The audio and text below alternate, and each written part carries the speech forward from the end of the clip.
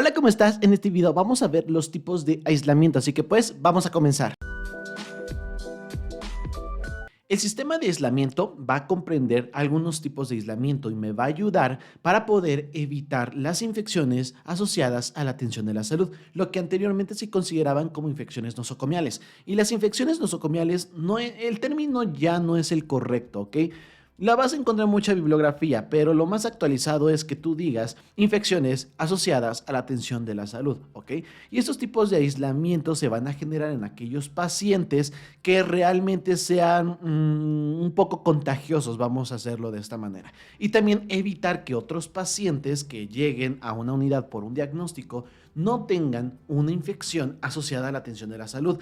Y normalmente estas infecciones se van a dar porque el enfermero, el médico, la enfermera, el laboratorista clínico, cualquier personal de salud llegan con el paciente que es infectado y sus bacterias o todo lo que viene siendo la enfermedad de este paciente se las transmite directamente a los demás que posiblemente en un área, en una unidad del paciente, pues están con otro diagnóstico diferente. Te voy a poner un ejemplo. Haz de cuenta que llega a hospitalización un paciente que viene de cirugía general, que simplemente, no sé, en una colecistectomía, ya, así de sencillo.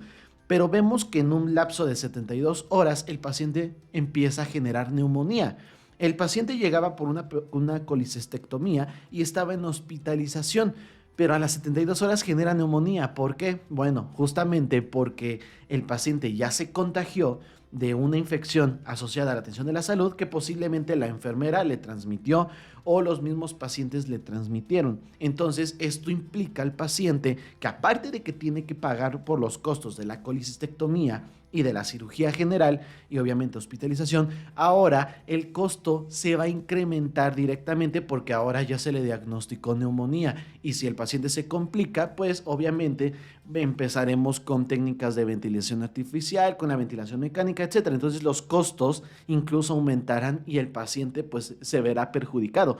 Los tipos de aislamiento me van a permitir disminuir el riesgo de esas infecciones asociadas a la atención de la salud de tal manera a que podamos aislar a los pacientes que llegan a tener enfermedades muy contagiosas. Y vamos a tener 4 tipos de aislamiento. Y el primer tipo de aislamiento es la precaución estándar. Precaución estándar es todo lo que tiene que hacer la enfermera, el enfermero, el médico, aunque el paciente tenga una enfermedad muy infecciosa o no la tenga, ¿ok? Esto lo voy a hacer con todos los pacientes.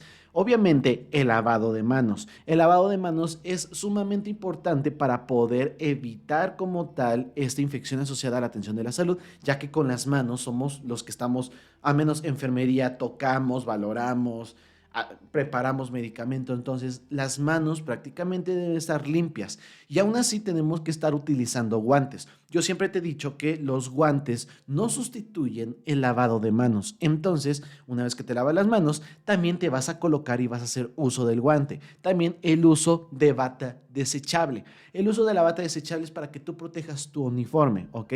Si a las enfermeras le dicen que se recojan el cabello porque el cabello no puede estar tocando el uniforme porque vendría siendo como tal una fuente de infección, obviamente la bata tendría que proteger el uniforme, ¿ok? Entonces la bata del lado anterior va a estar en contacto con el paciente, ¿ok? Con cualquier paciente y de esta manera podemos protegernos nosotros. El uso de lentes y cubrebocas o la mascarilla, que vamos a tener muchos tipos de cubrebocas y tal vez en un futuro te traiga la clasificación de cubrebocas durante su tiempo y también el manejo de desechos hospitalarios de acuerdo a la norma RPBI oficial mexicana número 87, que esa es la que va a estar aplicando directamente aquí en México. Pero a partir de aquí vamos a tener una clasificación ahora sí por cada tipo de pacientes. Por ejemplo, precaución por contacto o el aislamiento por contacto. Es aquella precaución de piel de gérmenes multiresistentes y sobre todo son aquellos gérmenes que se van a estar transmitiendo por contacto. Es decir, si yo aquí en mi mano tengo bacterias que te podrían, pseudomonas por ejemplo, que te podrían generar directamente algo de neumonía, pues si voy y toco al paciente, no me lavé las manos, no tengo guantes y toqué al paciente, entonces al paciente ya lo infecté porque anteriormente yo estaba atendiendo tal vez el entorno o estaba atendiendo a un paciente con neumonía. Entonces yo voy con la mano, toco al paciente y de esta manera genero una infección por contacto. Entonces el aislamiento por contacto es para evitar este contacto directamente con el paciente infectado, con el paciente relativamente sano o con otro diagnóstico. Voy a tener el lavado de manos y también voy a tener el uso de guantes. Lo mismo, ¿ok? No sustituye, el uso de guantes no sustituye el lavado de manos. Ya si quieres lavar los guantes, pues bueno, lávalos, ¿ok? Eso se hacía mucho en COVID. Te tenías que lavar las manos aunque tuvieras guantes. Pero bueno, el uso de bata estéril completamente, uso de lentes y el cuarto aislado, ¿ok? Los pacientes deben estar en cuartos aislados. Y aquí el uso de la bata estéril ya no es lo mismo que la desechable, ya que la estéril pues va a ser directamente de tela y la otra pues va a ser de polipropileno, entonces va a haber una diferencia bastante grande y el uso de bata tiene que ser correcta para proteger como tal mi cuerpo. Y espero en un futuro también traerte el uso de una bata como tal para poder llegar a cualquier tipo de aislamiento. El uso de lentes aquí ya es muy importante, ¿ok?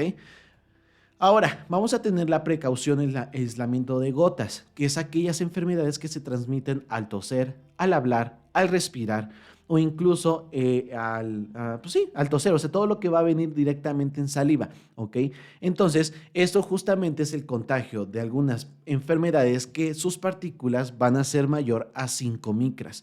¿Qué estándares yo voy a estar ocupando? Bueno, el lavado de manos, el uso de bata estéril, el uso de guantes, el uso de lentes, el cuarto aislado y la distancia no menor a 1 metro de otros usuarios. Es decir, a más de 1 metro tengo que estar atendiendo a los pacientes. Con eso decirte todo. Este se llegó a aplicar muchísimo para paciente COVID. Entonces, todo esto se tiene que estar utilizando. ¿Cuál es la diferencia entre por gotas y vía aérea? Es el número de micra, ¿ok? Porque en vía aérea también se puede generar por infección de gotas. Pero, pero aquí el tamaño de las partículas de las bacterias es menor a las 5 micras. Mira esto. La precaución por vía aérea es mediante partículas suspendidas en el aire menores a 5 micras. Lavado de manos, uso de bata estéril, uso de guantes, uso de lentes y mascarilla y el cuarto aislado. De esta manera yo voy a estar generando los tipos de aislamiento dependiendo del paciente. También el aislamiento me va a ayudar a mí también a protegerme para evitar una infección directamente del paciente, es decir, cuidado de paciente-enfermera, enfermera con otros enfermeros y de enfermero a paciente que no esté asociado al diagnóstico de un paciente contagioso. Lo mismo que te decía, si llegaba un paciente por colicistectomía a hospitalización de cirugía general, pues este paciente está esperando su recuperación posquirúrgica para irse y darse de alta. Pero si a las 72 horas genera directamente neumonía, entonces es una infección asociada a la atención de la salud. Ahora, hay otra parte. Si el paciente se da de alta y a las 48 horas él genera neumonía o genera alguna infección, se puede considerar también una infección asociada a la atención de la salud. Entonces, durante el curso hospitalario, en 72 horas, si el paciente genera una infección, es por una infección asociada a la atención de la salud. Si el paciente se da de alta y a las 48 horas genera una infección, lo vamos a estar asociados directamente a una infección intrahospitalaria, pero el que ya se dio de alta, entonces posiblemente va a regresar nuevamente a hospitalización. Espero que te haya gustado el video, que te haya servido demasiado. Suscríbete, te dejo un video por acá y nos vemos a la próxima.